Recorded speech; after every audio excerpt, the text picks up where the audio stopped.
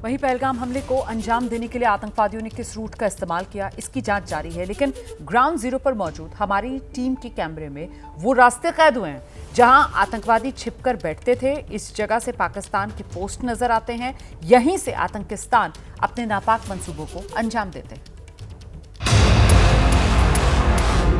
ये पूरा पाकिस्तान है, जीरो लाइन के इस तरफ का ये पूरा पाकिस्तान है और यहीं से इन्फिल्ट्रेशन का बहुत बड़ा रास्ता है। कैमरे पर पाकिस्तान की वो पोस्ट जहां से पाकिस्तान करता है सीज फायर का उल्लंघन। शेलिंग होती थी, पाकिस्तान लगातार शेलिंग करता आ रहा है। एलओसी पर वो जगह जहां से आतंकवादी करते हैं भारतीय सीमा में घुसपैठ। ये पोस्ट है पाकिस्तान की पोस्ट। इसी हाजी पीर रेंज से 2 आतंकी भारत आने की कोशिश कर रहे थे। भारत एक्शन मोड में है और पाकिस्तान खौफ में। इस बीच एबीपी न्यूज जीरो लाइन पर पहुंचा है। वही जीरो लाइन जिसके एक तरफ भारत है और दूसरी तरफ पाकिस्तान। वही एलओसी जहां से पाकिस्तान की पोस्ट भी दिखती है और पाकिस्तान की साजिश की सबूत भी। इस पोस्ट को हाजी पीर पोस्ट कह सकते हैं। हाजी पीर यानी पाकिस्तान के अंदर आने वाला वो पहाड़ या वो जगह जहाँ से इन्फिल्ट्रेशन बड़ी संख्या में कई सालों से होता आ रहा है। और ये गांव, छोटे छोटे घर देख रहे हैं, वो पाकिस्तान ऑक्यूपाइड कश्मीर के अंडर आने वाले गांव हैं और यहीं से इन्फिल्ट्रेशन का बहुत बड़ा रास्ता है। पाकिस्तान की हाजी पीर पहाड़ियां आतंकियों का अड्डा बन चुकी हैं। इन्हीं पहाड़ियों के पीछे है पीर पंजाल का जंगल। यहाँ सैकड़ों किलोमीटर तक ऊंचे नीचे पहाड़ों के बीच घने पेड़ हैं, जहां 100 मीटर दूरी तक देखना भी मुमकिन नहीं है। और इन्हीं का फायदा उठाते हैं पाकिस्तान के आतंकवादी। पहलगाम हमले के दौरान जो आतंकी आए थे, बताया जा रहा है कि वो पीर पंजाल के जंगल से ही पहलगाम तक पहुंचे थे और फिर उसी के रास्ते वो वापस चले गए। तो ये जीरो लाइन पर हमेशा तनाव बना रहता है। बाईं तरफ पाकिस्तान के घर हम देख रहे हैं और दाईं तरफ भारत है। 1965 में भारत पाकिस्तान युद्ध में भारत ने हाजी पीर बल्ज को जीत लिया था। बाद में ताशकंद समझौते में भारत ने हाजी पीर बल्ज को पाकिस्तान को वापस कर दिया। लेकिन अब जम्मू कश्मीर में ज्यादातर घुसपैठ इसी क्षेत्र से होती है। उरी के लोग भी मानते हैं कि इन्हीं पहाड़ियों से पाकिस्तान भारत पर बारूद बरसाता है। इन्फिल्ट्रेशन की भी यही कोशिश होती है? हाँ, यहीं से होती है। कुछ दिन पहले हमने सुना था यहाँ से कुछ इन्फिल्ट्रेशन हुई थी यहाँ से।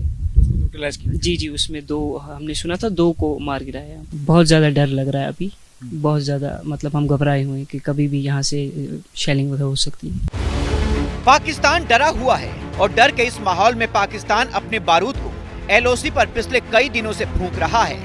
ये उरी का नामला गांव है। नामला गांव पाकिस्तानी पोस्ट साजीवार, ख्वाजा बांडी और हाजी पीर से केवल 2 से 3 किलोमीटर दूर है। सीमा पर बसे इस गांव के लोग अब अपने घरों में ही बंकर बना रहे हैं ताकि पाकिस्तान की तरफ से हो रही फायरिंग से बचा जा सके। अब जब जंग के आसार लग रहे हैं तो इस तरह बंकर बनाए जा रहे हैं ताकि अगर पोस्ट, जो पाकिस्तान पोस्ट है, वहां से शेलिंग होती है, युद्ध जंग छिड़ता है, तो सीधा असर उन पर हो सकता है, उनके घरों पर हो सकता है। तो इस वजह से अगर कोई हलचल हुई और उस तरह की स्थिति निर्माण हुई तो सारे लोग अपने परिवार के साथ इस बंकर में सेफ रहेंगे। जंग के माहौल के बीच यहाँ हर चेहरे पर टेंशन है। ये बंकर बनाया है, क्या महसूस कर रहे हैं? जी हाँ, बिल्कुल सर। जैसे कि कंडीशंस बनी हुई हैं, इससे हमें बहुत डर है क्योंकि हमने ऐसी कंडीशंस देखी हैं।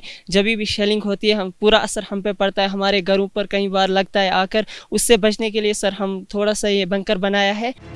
बॉर्डर के पास बसे इन गाँव में सन्नाटा भी है और दहशत भी। जहाँ रहने वाले लोगों के लिए हर रात भारी है क्योंकि रात के अंधेरे में ही पाकिस्तानी आर्मी यहाँ पर बारूद बरसाती है, जिसका भारतीय सेना भी मुंह तोड़ जवाब देती है।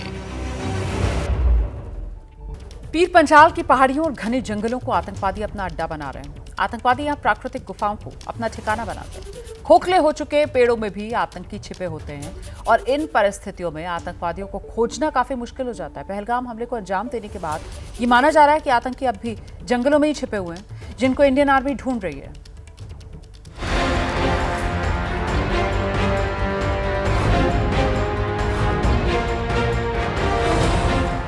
22 अप्रैल को पहलगाम में आतंकी हमले की एक एक कड़ी अब डिकोड हो रही है, लेकिन इस हमले को अंजाम देने वाले आतंकी अब भी सुरक्षा बलों को चकमा दे रहे हैं। आतंकियों की धरपकड़ के लिए सुरक्षा बलों ने जमीन से लेकर आसमान तक ऑपरेशन चला रखा है। इस बीच एबीपी न्यूज उरी के उस रूट पर है जहां से आतंकियों के आने की बात कही जा रही है।